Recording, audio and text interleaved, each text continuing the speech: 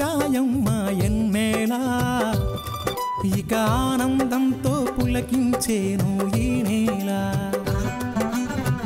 అడవి పూలు పూసాయమ్మా ఎన్నేలా ఇక ఆనందంతో పులకించేను ఈ నేల మురిసింది మారెడాకు మెరిసింది మావిడాకు పొంగింది సిన్నబాబు ఇయ్యాల జరుగులద్దింది జిల్లెడాకు తడిసింది తమలపాకు కొండగాలి అడవిని పెళ్ళియ్యాల అడవి పూలు పూసాయమ్మా ఎన్నెలా ఇక ఆనందంతో పులకించేను ఈ నేల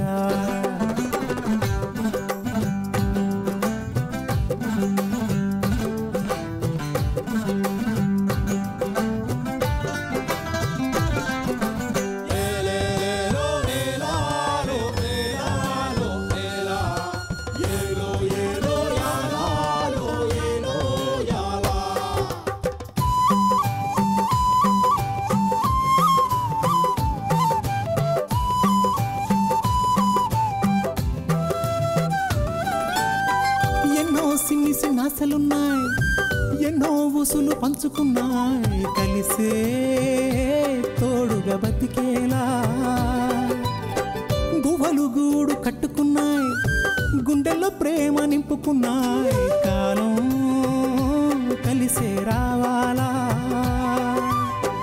ఈ అడవే మా ఊరు కారడవే కన్నూరు ఈ చెట్టు సేమలు మాకు చుట్టాలే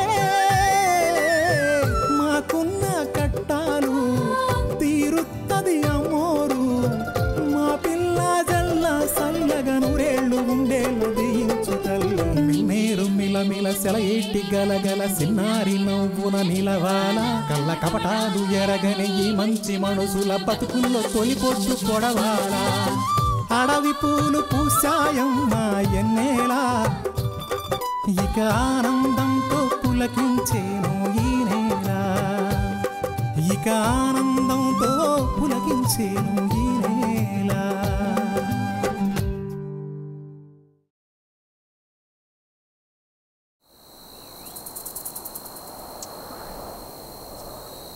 అసలు ఆ కాగితాలు ఎందుకు ఇచ్చానో తెలుసా? నా చెల్లిని బాగా చూసుకుంటామని ఇచ్చాను బాబు. మరిప్పుడు చూడొద్దని అడుగుతున్నావా? కిట్టబాబు ఎందుకు గొడవ? ఆ కాగితాలు ఇచ్చే బాబు. ఇవ్వను. అసలు ఆ మాటకొస్తే ఇవ్వాల్సిన అవసరం కూడా లేదు. కిట్టబాబు ఎందుకు అలా మాట్లాడుతున్నారు? అన్న మాత్రం ఏమన్నాడు? ఒకసారి అన్న అడిగినట్టుగా కాగితాలు ఇచ్చేయచ్చు కదా. ఇవ్వడమ్మా, మనం ఎన్నిసార్లు అడిగినా ఇవ్వడు. ఎందుకంటే అతనికి నువ్వు అక్కర్లేదు. నేను చెప్తే నువ్వు వినలేదు. అందుకే నేను తీసుకొచ్చి మరీ అడుగుతున్నాను. నాకు ఆ కాగితాలు అక్కర్లేదమ్మా, ఈ పొలం కూడా అక్కర్లేదు.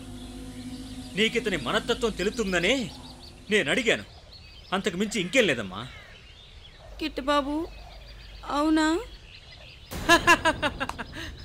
నమ్మేశావా? నువ్వు కూడా నమ్మేశావా? కావాలనే అలా అన్నాను నీళ్ళు. అదేదో మీ అన్న అడిగినట్టు కాకుండా నువ్వే వచ్చి నేరుగా అడుగుంటే వెంటనే ఇలా తీసి అలా ఇచ్చేసావండి నీళ్ళు. కానీ మీ అన్న అడిగిన విధానం నాకు నచ్చలేదు, అందుకే ఇవ్వలేదు. కానీ నీళ్ళు, నువ్వంటే నాకు ఇష్టం, అందుకే నీకు ఇచ్చాను. యాక్చువల్గా ఇప్పుడు ఒక ఆఫీసర్ గారు వస్తున్నారు, ఆయనకు చూపిద్దామని తెచ్చాను. ఇంత లోపల మీరు వచ్చారు. బావా ఇదిగో నీ కాగితాలు. ఎంతైనా మా బావకి సరసాలు ఎక్కువే. ఉంటా నీళ్ళు, ఉంటావా? వస్తా.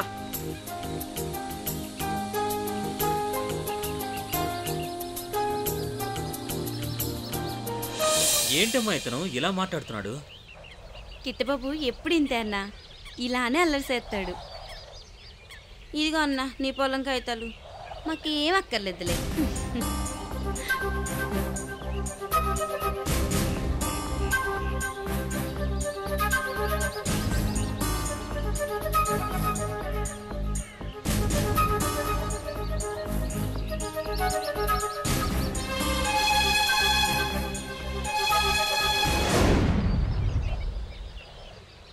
ఏరా తెమ్మప్ప, ఏమైంది? అంత దిగులుగా కూర్చున్నావేటి? కూడాలైంది, ఆయన ఇంకెక్కడ ఉన్నావేటి? పదేళ్దాం. ఏరా తెమ్మప్ప, మాట్లాడవేటి? అసలు ఏం జరిగిందిరా? నువ్వింత దిగులుగా కూర్చున్నావంటే నీ సెల్లు నీళ్ళు కోసం అయి ఉంటుంది, అంతేనా? నా చిన్నతనంలోనే మా అమ్మ అయ్యా చనిపోతే నీళ్ళు నీ చేతులతోనే నాకున్నంతలో ఏ కట్టం రాకుండా పెంచాను. నిజమేరా, నువ్వు నీ సెల్ని ఎంత బాగా చూసుకుంటావో నాకు తెలుసు. ఆ తింగరోడు కోనంగాని చూడు, ఆ మల్లిని అసలు పట్టించుకోకుండా గూడాలడ్డా తిరుగుతుంటాడు. నువ్వు మాత్రం మీ సెల్ని నువ్వు అన్నట్టు ఏ కట్టం లేకుండా పెంచావురా. నేను నా సెల్లిని ఎంత అపురూపంగా చూసుకున్నాను. నాకంటే బాగా చూసుకునే గొప్ప మనసున్నోడు మంచోడు రావాలని కోరుకుంటున్నాను బాబాయ్. దానికే ఉందిరా తెమ్మప్ప, నీలాంటి మంచి మనసును అన్న దొరకడం నిజంగా నీళ్ళు చేసుకుని అదొరకటం రా. దాని నువ్వు అనుకున్నట్టే ఘనంగా చేద్దాంరా. అవును బాబాయ్, నువ్వు అన్నట్టే దాని మనువు ఘనంగా చేసి అది ఆనందంగా ఉంటే నాకంతే చాలు. అవునరా, మీ అన్నా చెల్లి అనుబంధాన్ని చూస్తే పైన మీ అమ్మ అయ్యే ఎంతో సంతోషిస్తారా. అవును బాబాయ్, కిట్టబాబులు ఈ మధ్య శానా మార్పు వచ్చింది. అసలు ఎందుకలా మారిపోయాడంటావు? వాళ్ళు పెద్దోళ్ళరా, వాళ్ళు ఎప్పుడు ఎలా ఉంటారో, వాళ్ళ మనసు ఎప్పుడు ఎలా వెళ్తుందో వాళ్ళకే తెలియదురా. అయినా భగవంతుడు మనలాంటి వాళ్ళకి అన్యాయం చెయ్యడురా. ఏం జరిగినా అంతా మన మంచి కనుక్కుని ముందుకు వెళ్ళడమే. అయినా ఎంతసేపు నీ చెల్లెలు నీళ్ళ గురించి ఆలోచిస్తావు తప్ప నీ గురించి కొంత ఆలోచించుకోరా. నాకేంటి బాబాయ్, మనువు చేసుకుని నా సెల్లు వెళ్ళిపోయినా నన్ను చూసుకోవడానికి మీరంతా లేరా చెప్పు? మేం కాదురా, నీకంటూ ఓ తోడు నీడ ఉండాలి కదా. నువ్వు మనువు చేసుకుంటే ఆ వచ్చేది మీ చెల్లిని బాగా సోతుందో లేదో నా అనుమానం పక్కనెట్టు. నీ మంచి మనసుకి మంచి అమ్మాయి వస్తుందిరా. సర్లే, పూర్తినే అలా అయింది, పద వెళ్దాం. ఇవాళ కమలి చేపల పులుసు చేస్తానందిరా, నువ్వు వస్తే అది కూడా సంతోషిస్తుంది. నీళ్ళు కూడా చేపల పులుసు అంటే శానా ఇష్టం బాబా. అందుకేరా, దా వెళ్దాం.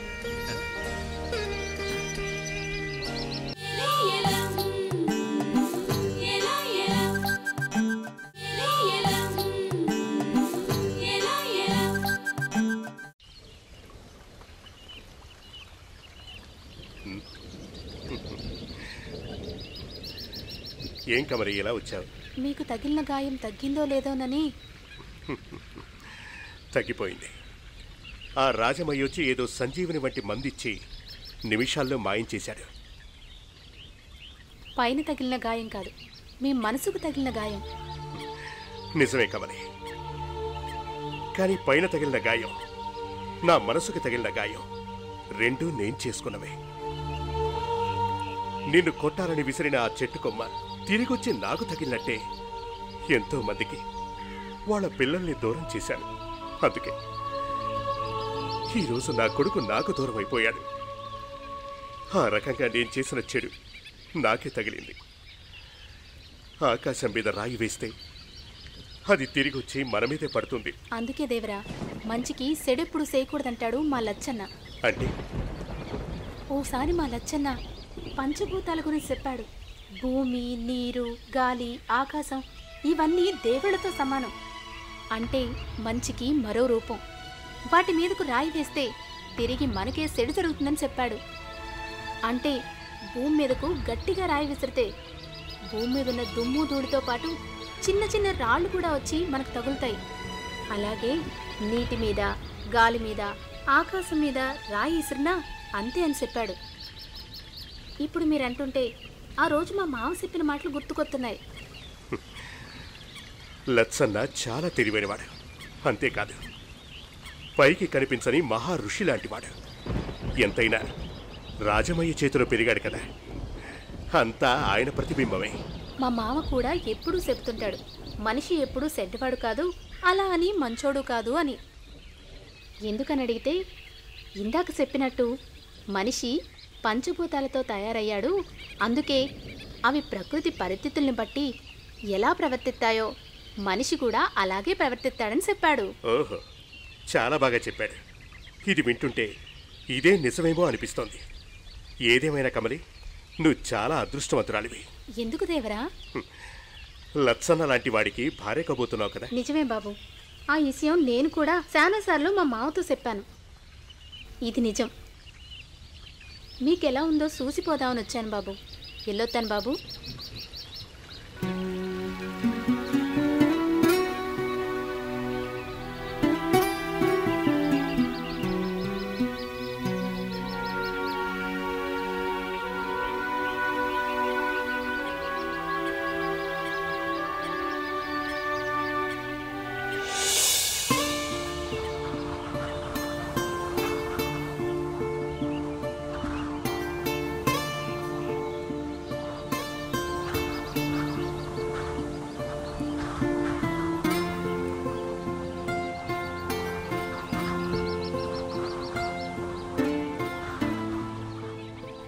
ఏడకెళ్ళింది? రా అమ్మా, యాడ్ నుంచి వస్తున్నావు? మా ఇంటి నుంచే వస్తున్నా అన్న. అదే నీళ్ళు కలిసిందేమోనని. అదేంటి, నీళ్ళు ఇంట్లో లేదా? లేదు, బహుశా కిట్టబాబుని కలవటానికి వెళ్ళినట్టుంది. కిట్టబాబుకు నీకు ఏమన్నా గొడవైందా అన్నా? గొడవేం లేదమ్మా, కానీ మాట్లాడుకున్నాం, పోటాడుకోలేదు. కానీ నేను మాట్లాడితే కిట్టబాబు పోటాడినట్టుగా మాట్లాడాడు. గౌరవం ఇస్తుంటే గొడవ చేస్తున్నాడు. ఏమైందో ఏం జరిగిందో తెలవట్లేదు.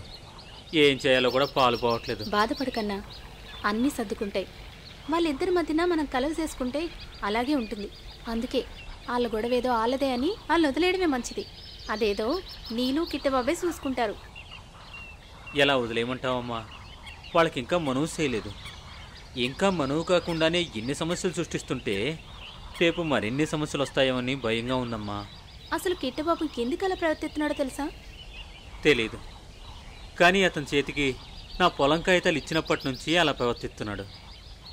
అంటే కిట్టబాబు నీ పొలం మీద కన్నేసి, ఏది నీ ఎకరం పొలం మీద ఇంత దూరం వచ్చి నీ తాతల ఆస్తి కోసం నీలుని ప్రేమించినట్టు నటించి పొలం దక్కగానే నిన్ను నీలుని పట్టించుకోవడం లేదంటావు, అంతేనా అన్నా? అంటే అలాని కాదమ్మా, కానీ మరి లేకపోతే ఏటన్నా? స్వతహాగా డబ్బున్న ఆ బాబుకి మన ఆత్తో లెక్క. ఆ రమణ దొరికి ఒక్కగానొక్క కొడుకు. ఎంతో ఆస్తుండు కూడా తండ్రి చేసే పనులు ఇట్టం లేక మన మధ్యనే తిరుగుతూ మనకు సాయపడుతున్నాడు.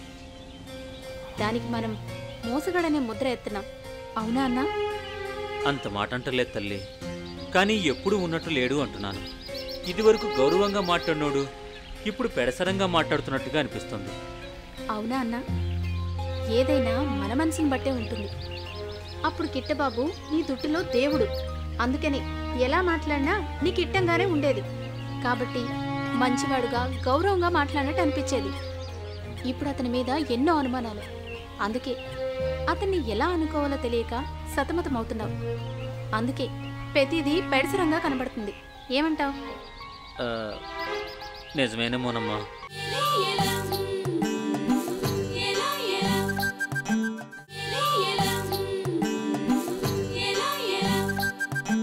ప్రతిదీ పెడసరంగా కనబడుతుంది.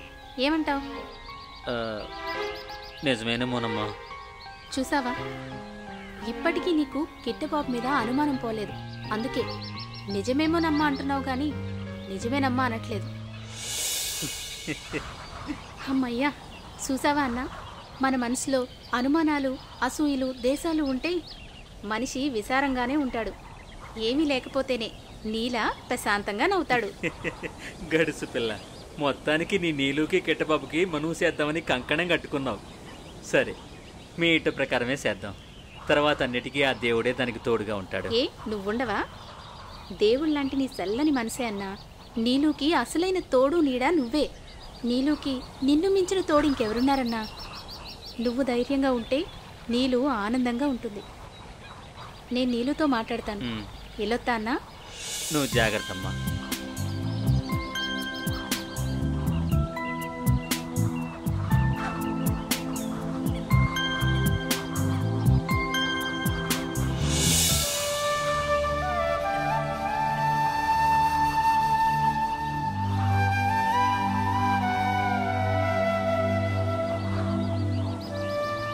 ఏటి పెళ్లి కూతురా, ఏటో ఆలోచిస్తున్నట్టున్నావు?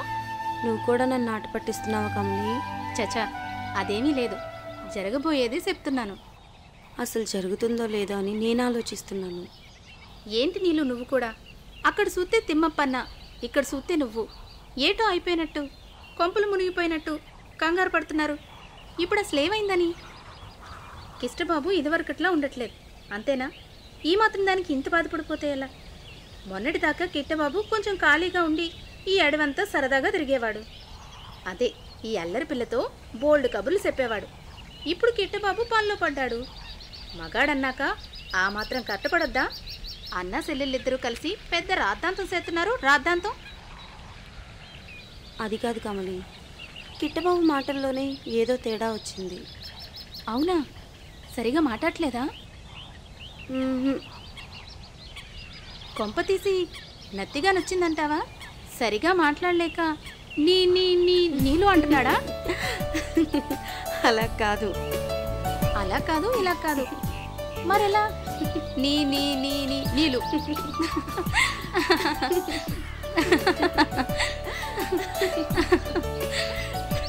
అది ఎప్పుడూ అలా నవ్వుతూ ఉండాలి. నీలు ఇప్పుడే ఇలా ఉంటే రేపు కిట్టబాబుతో పెళ్ళైన తర్వాత కిట్టబాబు ఒకరోజు నీతో మాట్లాడకపోతే సెట్ ఎక్కేట్టున్నావే. ఏం కాదు, ఎప్పుడైనా మాట్లాడిపోతే పట్టించుకోను, కానీ ఎప్పుడు మాట్లాడకపోతే చా అలా ఎందుకు చేస్తాడు? అలా చేస్తాడని కాదు, అలా జరిగితే నేను తట్టుకోలేను. అదే వద్దన్నది. ఎప్పుడో ఏదో జరుగుతుందని ఊహించుకుంటూ కూర్చుంటే ఆ ఊహలే నిజమవుతాయి. ఎప్పుడూ మంచిగా ఆలోచించు, సెడ్డ కాదు.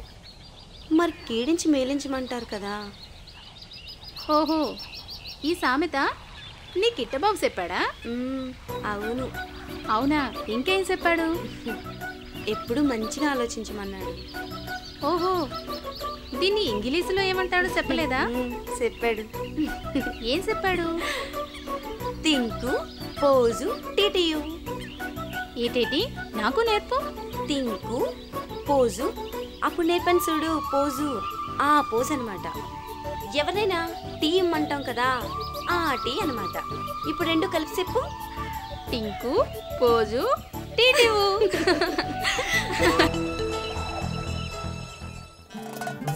నన్నారే